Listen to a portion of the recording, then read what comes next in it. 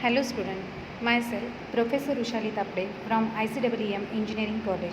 Today we will discuss about the linear queue. In last lecture we have seen what is queue and what are the different types of operations we can perform on the queue, what are the different elements of queue, as well as we have seen the different types of queue. In that, the very first type of our queue is nothing but a linear queue. So today we will discuss about the linear queue. Now, what is a queue?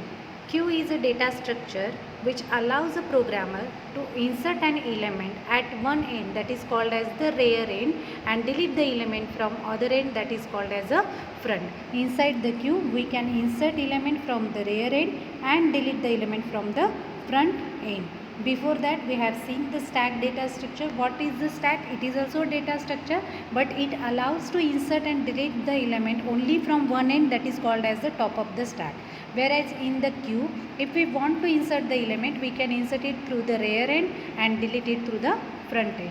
As shown here, this is nothing but our queue, in which whenever we insert inside this queue, now this queue can accept the 5 elements. Okay, this queue can accept the 5 element as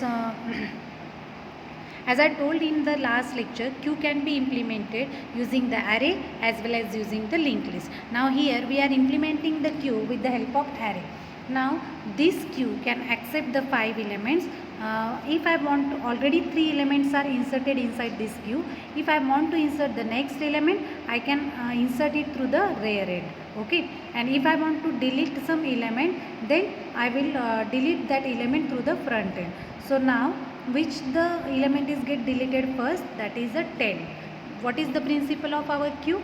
First in, first out. Whoever come first, that get deleted first. Okay, so in this queue the 10 is come first, so it will be deleted first, then 20 and then 30. So elements are inserted from the rear end, whereas it is deleted from the front end. Again, the elements of our linear queue are nothing but front, rear and array.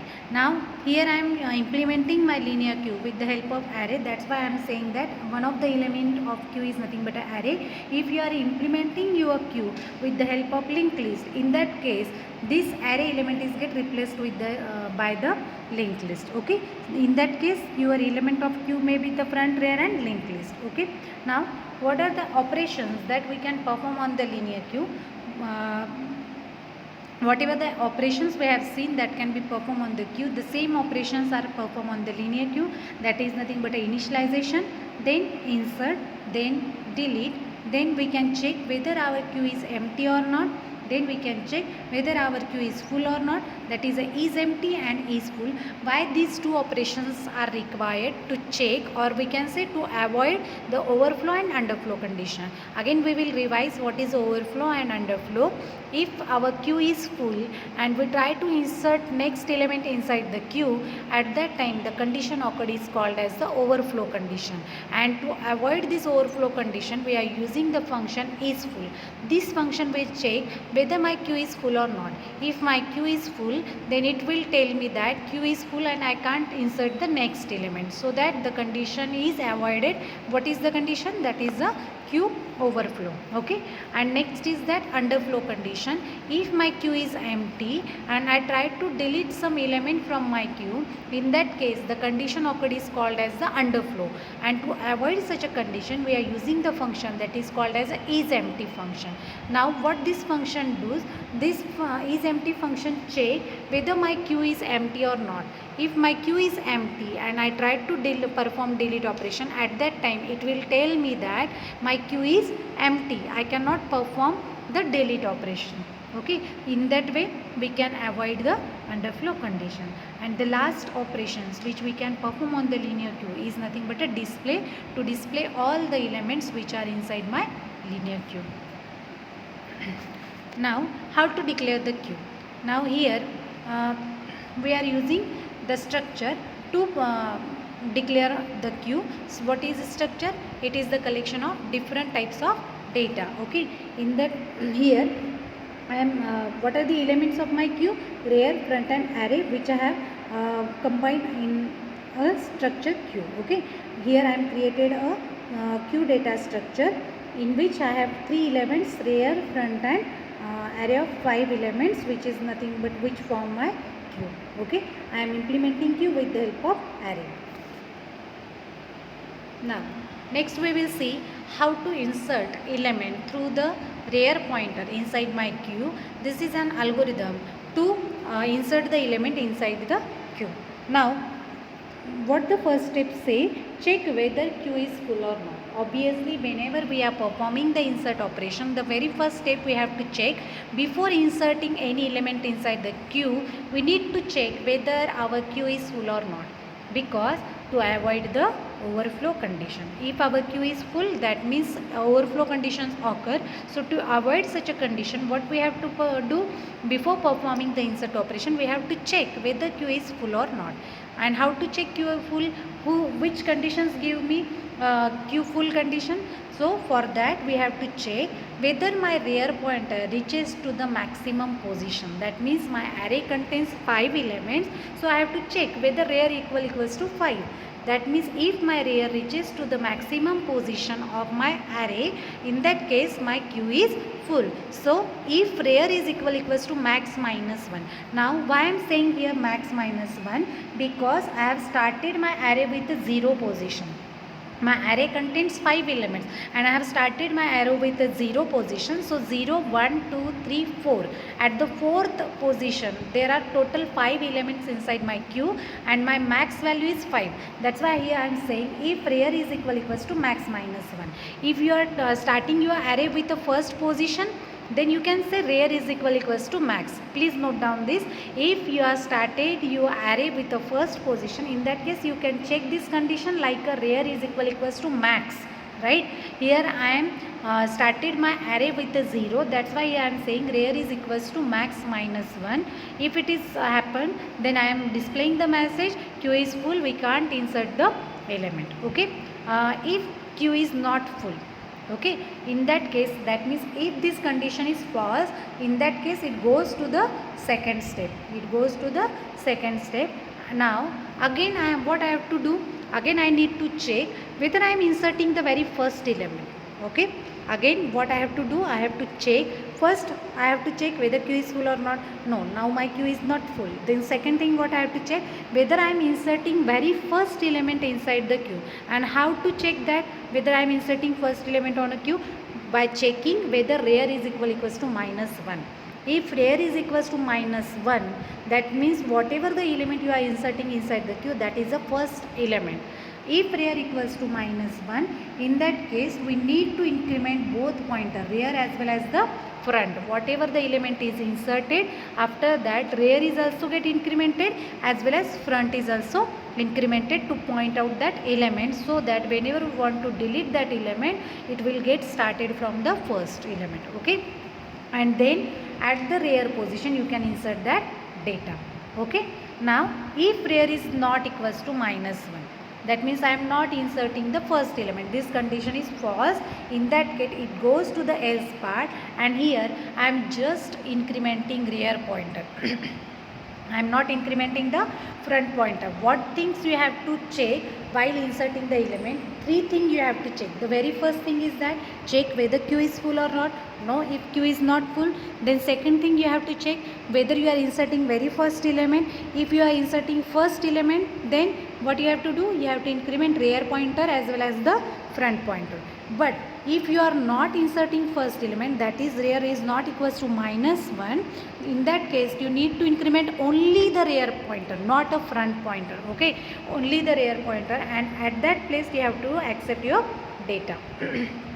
Clear? So in this way you can insert the element inside your queue. This is a procedure for writing the insert function for the queue. What I have done here, I have to check whether rear is equals to max minus 1, that is queue is full or not. If it is max minus 1, then I am saying queue is full. If it is not max minus 1, then I have to check whether I am inserting very first element, that is my rear equals to minus 1. If it is minus 1, I am incrementing both pointer and accepting that data. Now if it is not minus 1, then simply insert the increment the rear pointer and insert the element at that rear position. In this way the algorithm is converted into this function. Now the next is how to delete the element from the queue. This is the algorithm for deleting the element from the queue. Now while deleting the element, again I have to check whether my queue is empty or not before deleting the element to avoid the underflow condition. And how to check whether queue is empty or not? By checking whether rear is equals to -1. Obviously, if rear equals to -1, that means there are no elements present on a queue. Nothing is inserted on a queue. If rear equals to -1, that means your queue is empty. So which condition, how to check whether queue is empty or not? By checking rear equals to -1. Again there is a 2-mark question always in a question paper. Write down the queue full condition and queue empty condition. Now queue full condition, what is a queue full condition? If rear equals to max -1, in that case your queue is full. And what is a queue empty condition? If rear equals to -1, in that case your queue is empty. Okay. Now if my queue is empty, then I will display the message, sorry, we can't delete the element because your queue is empty, right? Now if my queue is not empty, okay, if my rear is not equals to -1, in that case we go to the second step. Okay. In second step, what we have to do, whatever the data that is pointed by the front pointer, we will copy it into some variable called data. Okay. Whatever the data that is pointed by our front pointer, that will be copied into the variable data.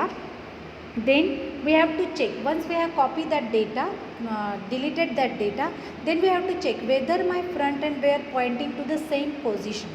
Okay, what we have to check, whether front and rear points to the same position, because if both are pointing to the same position, we are deleting that element, that means queue is completely empty, right? So we need to initialize both pointer to -1, front and rear to -1.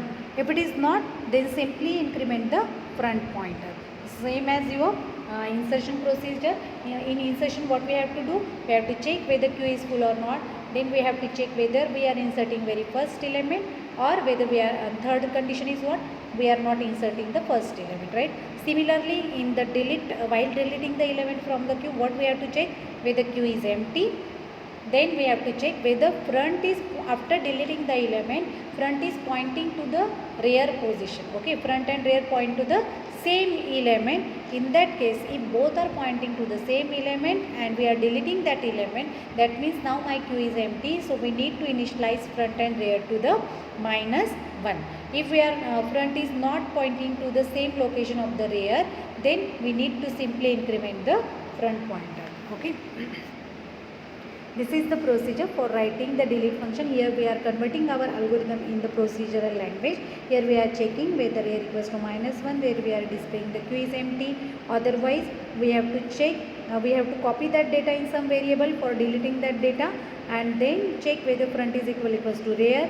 If both are pointing to the same location, then we are initializing them to the -1. Otherwise, simply incrementing the front pointer. Okay. Now here I will show you how the graphically insertion and deletion takes place. Now in the first case, look at here what happened. Now my queue is empty. Here my queue is empty. That means rear and front both are pointing to the -1. Now look at here, my array started with the 0th location. Okay, that's why I am saying if rear equals to max -1, at that case my queue is full. Okay, if you have started your array with a 1, then you can say rear equals to max. Okay, now queue is empty, both pointer are at the -1 position. Now if I want to insert some elements into the queue, what I second first operation, insert A. I want to insert the element A inside my queue. My queue is empty, so while inserting, first I have to check whether my queue is full. No, my queue is not full. Then it will check whether we are inserting very first element. What it will check? Whether we are inserting the first element. Yes, we are inserting, because rear is equals to -1. That means we are inserting first element. In that case, what it does? It increment both pointer, rear as well as the front. So now rear and front both are pointing to the same location, that is 0, and we are inserting that element at the rear position, that is A. Okay. Next, insert B. Now we want to insert the another element, insert B. Again, while inserting, we have to check whether queue is full. No. Whether rear is equals to -1, no, rear is pointing to the 0, that means we are not inserting first element. In that case, what it does, it simply increment the rear pointer and insert the B at the rear position. Understood? Now we are not inserting first element, that why it increment only the rear pointer and accept the element at the rear position. Okay. Next, now insert C. Again it will check whether Q is full, no. Whether we are inserting first element, no. Then it will simply increment the rear pointer and accept the value C at the rear position. Now next operation is the delete operation. What we are doing? Delete. We need to perform the delete operation. So what we have to do? We have to copy this data. What is the data? A, which is pointed by the front pointer. Front is pointing to the A. So we copy that data in some variable, that means deleting that data. Now and check whether my front and rear at the same position. No. Front at 0, rear at 2. So we are simply incrementing the front pointer. Understood?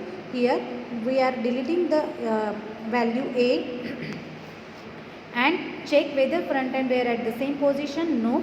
Then we are simply incrementing the front pointer. Now delete, again we need to perform the delete operation. So we delete the data B and increment the front pointer. Now again we have to perform the delete operation. While performing delete operation, what we have to check whether rear and front both are pointing to the same location. Yes, while deleting the C, we need to check whether both are pointing to the same location. Yes, both are pointing to the same location. So we are deleting the data C and initializing rear as well as front to the -1. Now by showing this graphically, your idea is clear. I think everyone idea is clear how the insertion and deletion operation is performed on the queue. Now what is the disadvantage of a linear queue? One of the disadvantage of your linear queue is that on deletion of element from existing queue, from the front pointer is shifted to the next position. This results into the virtual deletion of element. By doing so, memory space which is occupied by deleted element is wasted and hence insufficient memory utilization is occurred. That means once we have my rear pointer reaches to the maximum position, right? My queue accepts the 5 elements. My rear reaches to the maximum position. That means 5 elements are inserted into the queue. Now I am deleting one by one element. I have deleted 2 elements from my queue. So two memory space is available to my inside my queue. Now I want to insert next element in my queue, but it does not allow me to insert that element because my rear reaches to the maximum position. What it says? Queue is full. Even though some space is available after deleting the element inside your queue, but rear reaches to the max position, it shows the message that queue is full. So there is a wastage of memory. This is one of the big disadvantage of your linear queue. Even though space is available, but once rear reaches to the max position, it does not allow you to insert the element inside your queue. As shown here. Now here rear reaches to the max position. Now if I want to insert the next element, that is a G, even though this space is available in my queue, it does not allow me to insert that G on a queue because rear reaches to the max position. What it display? Queue is full. Even though space is available, I can't insert this G inside my queue. This is the disadvantage of our linear queue.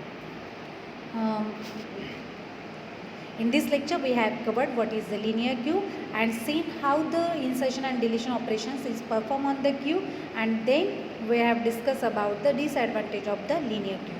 In the next lecture, we will discuss about the another data type, that is a circular data type of queue, that is a circular queue. Thank you.